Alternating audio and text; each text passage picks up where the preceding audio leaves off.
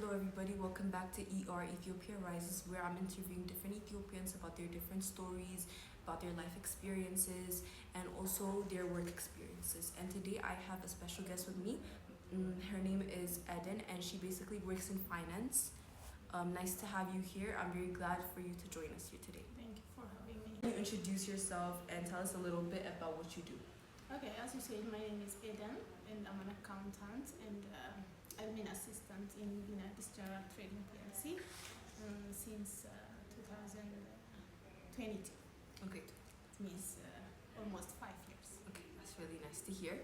And how first did you get into finance, business, and was it always something you've been interested about, or did you have a different path at the beginning? Actually, I was a teacher at first. I graduated by Bachelor of Education from Bahar University. Then I taught, or I was in teaching for about 4 years. After that, I joined Addis Ababa University and I graduated in accounting in 2005.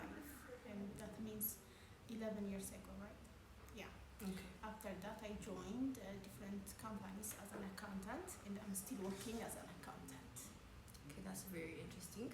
For someone who doesn't know how your work really is, can you tell them how your day-to-day basis is, like what it involves, etc.?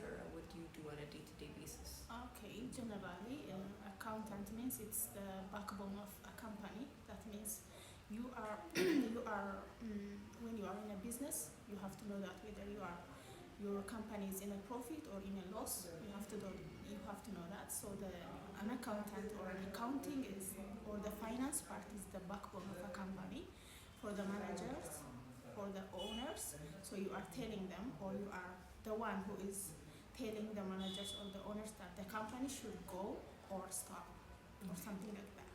So that's the main part of the job. Can you please tell me what are the biggest challenges that come working in this field, especially in our country, Ethiopia? Okay, in Ethiopia, as you know, our country is not that much civilized, so people are not familiar with selling and buying with receipts. So you don't get, when you buy something, you don't get receipts mostly.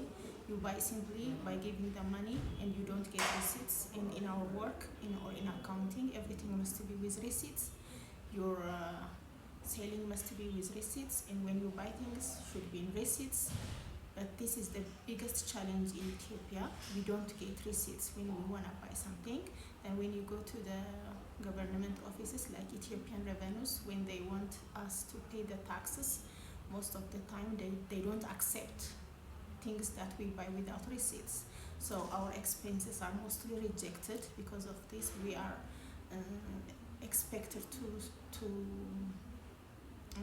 pay more taxes, and that affects the company mostly, because you are paying something that you didn't get, or the profit that exactly you didn't get, you are expected to pay because of that receipts that are rejected by the government offices. So this is the biggest challenge that is in Ethiopia, in our country.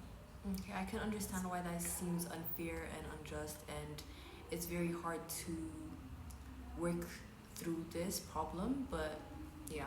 I'd like to say thank you very much to Eden for joining us today, for sharing her different story and her own perspective for Ethiopian Rises, and I'm just very grateful for your time and your patience. Thank you so much for having me. All right, thank you. Thank you so much.